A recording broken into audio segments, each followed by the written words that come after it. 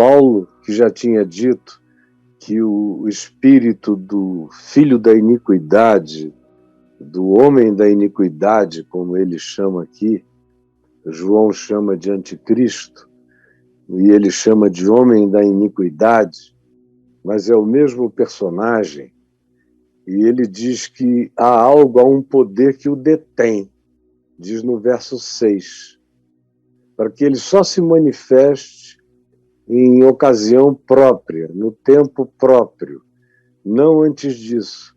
Mas João nos advertiu de que estavam no mundo, nos dias dele, uma quantidade enorme já de anticristos.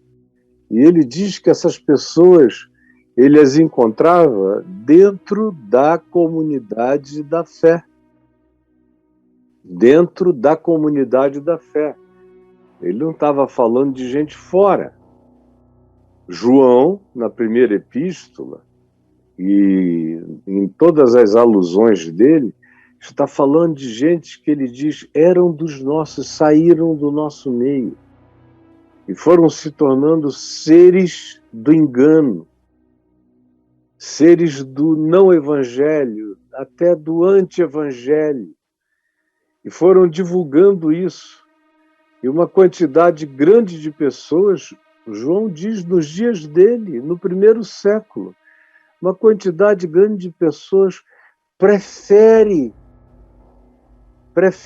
essa semelhança que não é, prefere essa coisa que parece, mas não é, que usa o nome de Jesus, que usa as expressões do Evangelho, mas não é, nega os fundamentos, as essências, cria uma casca grossa, tosca, rude, com slogans, com clichês, com nomes, com nomenclaturas do Evangelho, só que não.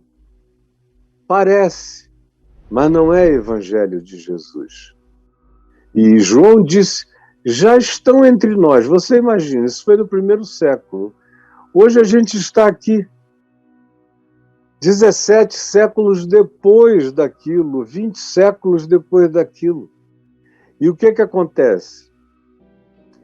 A acumulação de anticristos, de homens e mulheres da iniquidade, espalhados pela terra, no meio cristão, porque a apostasia, como eu disse a vocês, é algo cristão. A apostasia não acontece no Senado romano, não é apostasia no parlamento inglês, não é apostasia no Capitólio americano, é a apostasia que vem, antes de tudo, dos núcleos, chamados núcleos da fé, de preservação, de ensino, de pedagogia do Evangelho. É nesse ambiente que João denunciou, no ambiente da comunidade da fé, ele disse, vocês não veem os homens de iniquidade que estão aí no meio de vocês? Ele chega a mencionar um deles, chamado Diótrefes, que não deixava o evangelho chegar na mente, nem na percepção de ninguém naquela comunidade. Ele barrava, ele pegava, ele distorcia, ele impedia. Isso era no berçário da apostasia.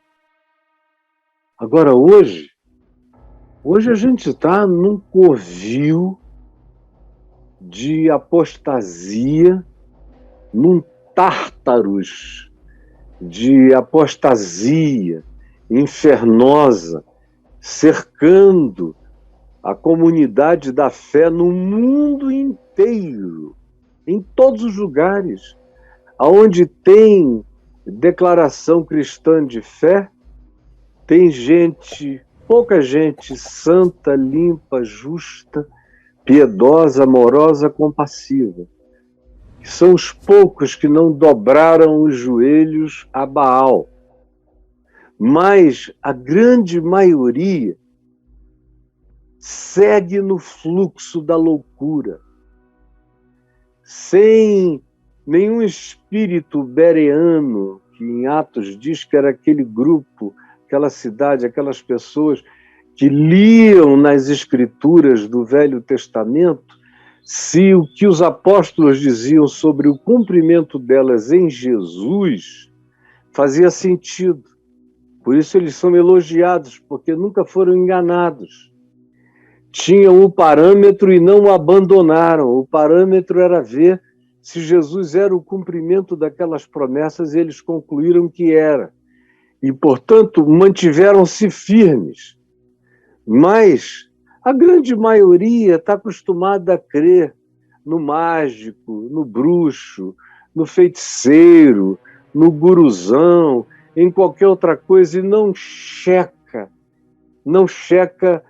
Paulo fala aqui nas tradições, porque eles não tinham texto escrito, eles só tinham mensagem oral, como eu faço questão de reprisar, de repetir. Tinha que ser mantida uma oralidade limpa, contínua, ortodoxa, no sentido de continuar em linha reta, a mesma consciência, o mesmo ensino. Se eles tivessem já os 4 evangelhos, Paulo iria dizer para eles se manterem nas fronteiras dos evangelhos. Como eles não tinham nada, só a primeira carta de Paulo aos Tessalonicenses, não tinha escritura do Novo Testamento nenhuma, nem Paulo imaginava que aquela carta seria considerada uma escritura a ser lida em pé de igualdade com Isaías, Jeremias e os profetas do Velho Testamento. Ele só diz: mantenham a oralidade, a tradição oral intacta, conforme Jesus falou e conforme foi repetido e conforme eu entreguei a vocês. Com todo cuidado, mantenham. Mas a maioria simplesmente ia conforme a manifestação da última euforia, da última moda, do último mover, da última invenção, do último entretenimento gospel, que eram trazidos por esses homens de iniquidade, porque desviavam o caminho não só da verdade, mas ensinavam essas pessoas a colocarem o pé no engano, e a viverem de engano em engano, e a se viciarem, se condicionarem, se alimentarem da mentira, até que a mente entra num estado reprovável e frequentemente não sabe mais voltar.